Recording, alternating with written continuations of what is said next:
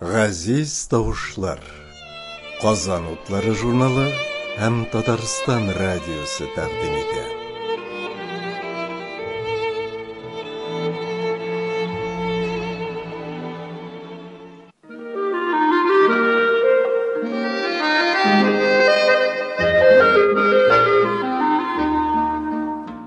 Хәерле көн, дуслар!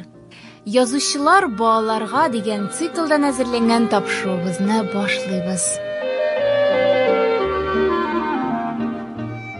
Бүгенге тапшыруыбыз балалар язучысы, Татарстанның һәм Россиянең атказанган мәдәният хезмәткәре Роза Сәйет кызы Хафизова иҗатына багышлана. Роза Хафизова үзенең әдәби иҗатын тулысынча балаларга багышлаган язучыларның берсе. Күпләребез аның нәниләр өчен әкиятләре һәм тәрбияви эчтәлектәге хикәяләре тупланган «Кыңгыраулар җыры» дигән беренче җыентыгын хәтерлиләрдер. Ул 1967 елда басылып чыккан. Шуннан бирле аның балалар өчен иҗат ителгән 10-тән артык китабы дөнья күрде. Курай малай маҗаралары, Каш карыйлар озын гомерле, Саксык тавышы, Ак тәпи ник моңая һәм башка күп кенә китапларын сезнең укыганнарыгыз бардыр инде. Безнең радио фондында да Роза апаның шактый әсәрләре саклана. Роза Хафизова 1929 елның 6 февралендә Татарстанның Бөгелмә шәһәрендә туган. Хәзерге Лениногорский районы Сарабиккөл авыл мәктәбендә 7 сыйныф һәм Иске Шыгыр урта мәктәбендә 10 сыйныфны тәмамлагач, Казан дәүләт университетының татар филологиясе бүлегендә югары белем ала. 1951-1952 елларда Төмән өлкәсенең Тобол шәһәрендәге татар урта мәктәбендә татар теле һәм әдәбияты укыта. Шуннан соңгы хезмәт юлы журналистика белән бәйле. Роза Хафизова үзенең хезмәтенең 24 елын балалар журналы Ялкынның баш мөхәррире хезмәтенә багышлый. Роза апаның аерым әсәрләре рус, үзбәк, казак, украин һәм башка телләргә тәрҗемә ителгән. Аның сүзләренә иҗат ителгән җырлар да шактый. Роза Хафизова үзенең балачак хатирәләре турында булай яза.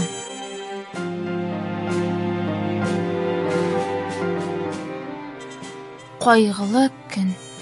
1943 елның 1 гыйнвар көнен мәңге онытасым юк. Ватан сугышының иң кызган көннәре. Сталинград өчен аяусыз сугыш бара.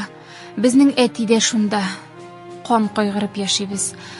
Укытучыларыбыз безнең күңелне күрер өчендер инде 1 гыйнвар көнне мәктәптә чыршы бәйрәме оештырдылар. Бәйрәмгә сәгать 9-га килергә ителгән иде. Ни җаның белән сәгать 9 тулганны көтеп ятмак кирәк. Һәрбер безгә бүләкләр бирмәкчеләр икән. Бәлки әле берәр сынык ипидәләгер. Бәрәңге шулпасы ичеп яшәүче бала-чага өчен моннан да зур бәйрәм була аламысың? Иртә таңнан мәктәп ишек алды гөрләп тора иде инде. Салкынга бирешмәс өчен бала-чага этешә-тертешә, йөгереш, узыш, кыямәт, мәхшәр. Минем никтер иртәдән үк ишем пыша. Бер дә юкка елыйсы гына килеп тора. Суык бит очларын шиметә, бармакларны барлый, тез башларына үрлә. Салкынга игътибар итми, тик басып торам. Концертта да теләми генә бийдем. Аннар бәйрәм беткәнне көтеп тә тормый, бер сәбәпсез йылы-йылы кайтып киттем. Иде әтидән бүген дә хат килмәгән. Бер атнадан соң әтинең нәкъ менә 1 гыйнвар көнне каты ярадан госпитальдә вафат булу турында кара мөһер сугылган кәгазь алдык. Әтинең ул көнне госпитальдә үлем белән тартышып ятуын 1000 чакрымнар аша минем күңелем сизгән.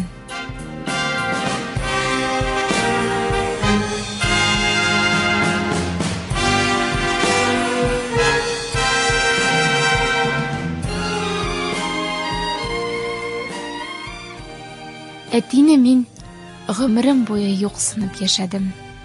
Һәр эшләгән эшемне, гамәлемне әти моңа ни әйтер икән дип, аның күзлегеннән бәяле идем. Әти Берлинга барып җитә алмады. Аның хөрмәтенә Берлинның Трептев паркындагы солдат һәйкәленә чәчәкләр илтеп салдым. Кашкарилар озын гомерле дигән повестемне Сталинградта һәлак булган әтиләребезгә багышладым.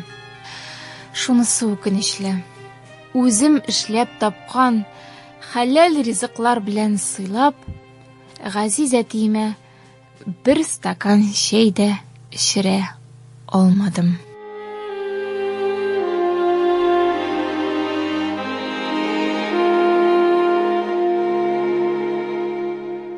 Бу хатирә Роза Хафизованың «Кайгылы көн» дигән балачак истәлегеннән алынды. Ә хәзер әйдәгез Роза Хафизованың «Күңел күзе» дигән хикәясен тыңлыйк. Аны танылган артист Дания Нурлы укый.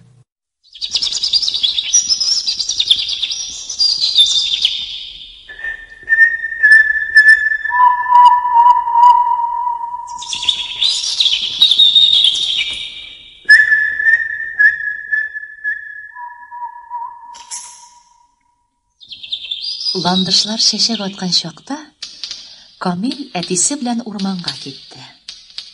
Әтисе юлда ук кисәтте үзен. Урман зур, серле ул. Күңел күзе белән карасаң гына бөтен нәрсәне күрерсең диде. Камил көлеп үк җибәрде. Кешенең күзе маңгаенда гына була, күңелнең күзе булмый да әле диде. Әтисе каршы килмәде. Ансы шулай-шулайын. Тик күңел күзе белән карамасаң, маңгай күзе берни күрми ул. Шуңа күрә борынгылар маңгай күзе ботак тишеге дигәннәр диде. Урман аларны тын гына каршылады. Бик-бик наратлар кымшанмый да утыра иде. Камил өскә карады. Агач башлары сизелер-сизелмәс кенә селкенәләр. Әйтерсең, үзара ни турындадыр сөйләшәләр. Ә алардан да өстә зәп-зәңгәр күк. Агач башларына зәңгәр чатыр корганнар диярсең. Ни турында сөйләшәләр икән бу агачлар? Бик беләсе килә иде моны Камилнең. Ул уфтанып әтисенә карады. Әтисе зур шуланың.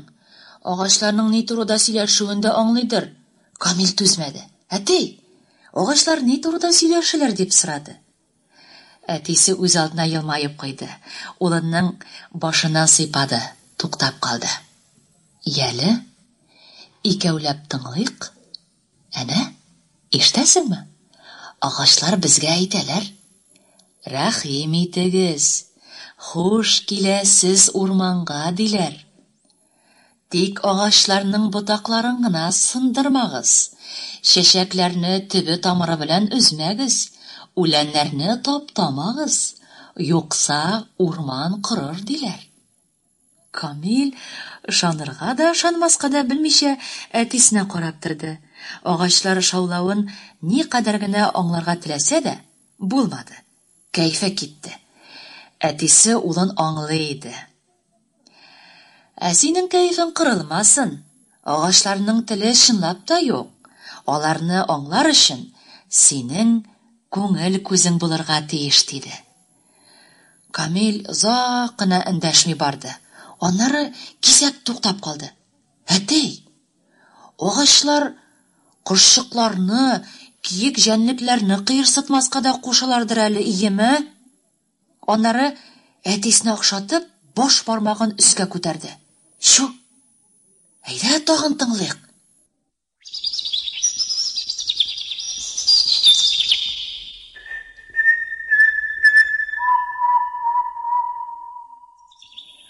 Шул чак нарат башыннан нәрсәдер шапылдап җиргә төште.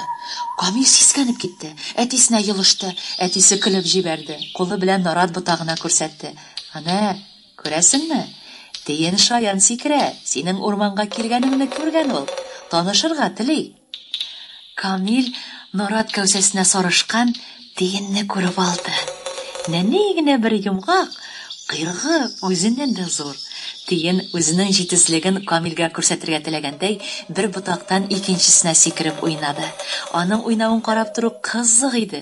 Әнә ул ал тәпиләре белән нарат күркәсен эләктереп алды да, әйләндереп тулгандырып карагач, җиргә атты. Камил көлеп җибәрде. Тиен, мин сиңа тимим. Аның тавышын ишетүгә тиеннән җилләр исте.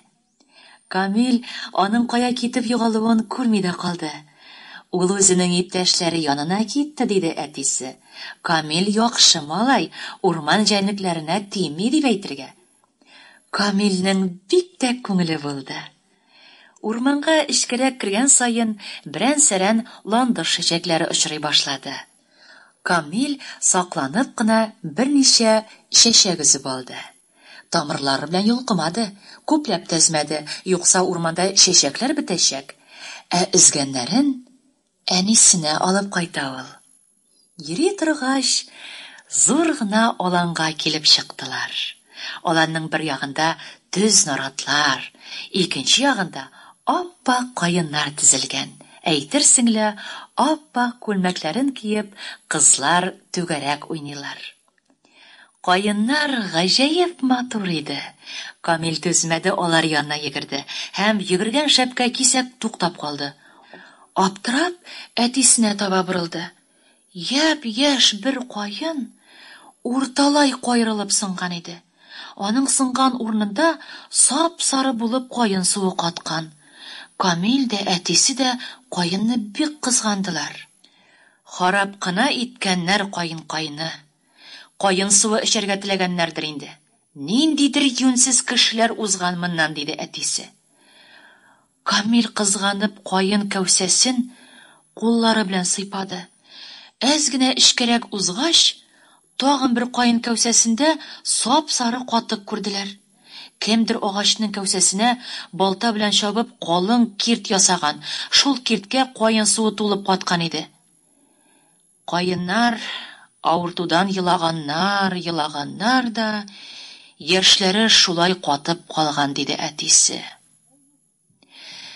Әйе шул, шәфкатьсез кешеләр узган моннан, начар кешеләр. Камилгә каеннар бик кызганыч иде. Ул бер сүздә эндәшмәй, озак кына уйланып барды. Урман авызына җиткәч, ябылдаш ботаклы карт нарат төбенә ял итәргә утырдылар. Камил наратның иркенләп, җәйлеп үскән ботакларына игътибар итте. Урман эчендәге наратның ботаклары очларында гына ич. Бу нарат үзе бер урман булып утыра. Улының бу соравы әтисенең күңеленә бик хуш килде. Урман эчендә агачлар бер-берләре белән ярышып үсәләр, кояшка үрләләр. Шуңа күрә аларның ботаклары өстә була. Аста ботак җибәрсәләр, аларга кояш төшми, аларга кояш кирәк. Бу нарат берсе белән дә ярышмый, иркенләп үсә, диде әтисе. Шул чак бер нәни генә кошчык Камилләр турындагы ботакка кудып, ярсып шыркылдарга тотынды. Камилләргә караганда оча-куна, ачулана шыркылдый. Камил белән әтисе тында алмый кошны күзәтәләр. Кош шыркылдады да өске ботакка күчеп кунды. Шул чак аның янына томшыгына силәүчән эләктергән икенче бер кош килеп утырды. Әлеге ачулы кош үз телендә аңа нидер әйтте. Тегесе башын бер галый бер Камилгә, бер аның әтисенә карады. Ачулы кош яңадан аскы ботакка төшеп кунды һәм баягыдан да усалрак итеп шыркылдарга тотынды. Камилнең әтисе көлемсерәп куйды. Бу кош безгә моннан китәргә куша бит әле. Ачулана, мәгәен бу агачта аның уясы бардыр. Камил ашыгып әтисенең сүзен бүлде. Уясында балалары бардыр. Әнә, әти кош җим алып кайткан. Әйе, улым. Әйдә башка җиргә күчеп утырыйк. Юкса алар балаларын ашатырга, якын барырга куркалар, ябызны туздырмагайлары диләр. Камилләр башка агач төбенә күчеп утырдылар. Кышларга шул гына кирәк иде дә, шундук шыркылдаудан туктадылар. Ата кыш җимен балаларына биреп, кире очып китте. Камил аларның ояларын күрергә теләп, текәлеп караса да күрә алмады. Кайтыр юлга чыккач, моны ул әтисенә дә әйтте. Әтисе аны юатып аркасыннан сөйде. Аның каравы, урманны күңел күзе белән карарга өйрәндең. Ә кыш ясын күрергә кирәкми дә.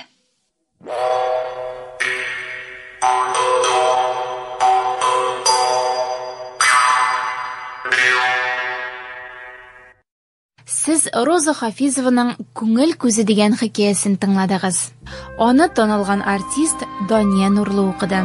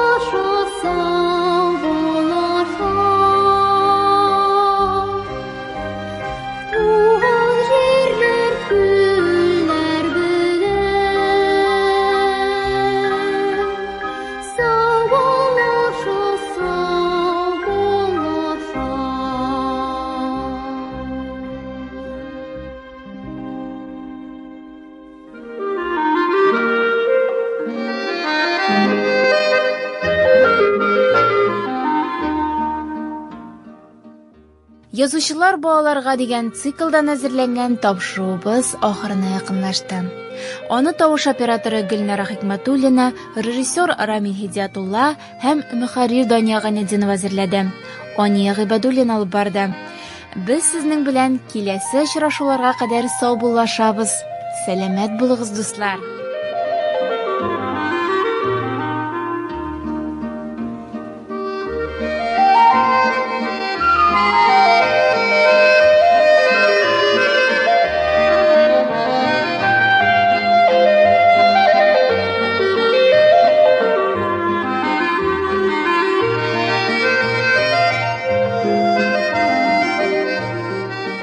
Программа Татарстан Республикасының Татмедиа гаммәви коммуникацияләр агентлыгы ярдәме белән эфирга чыкты.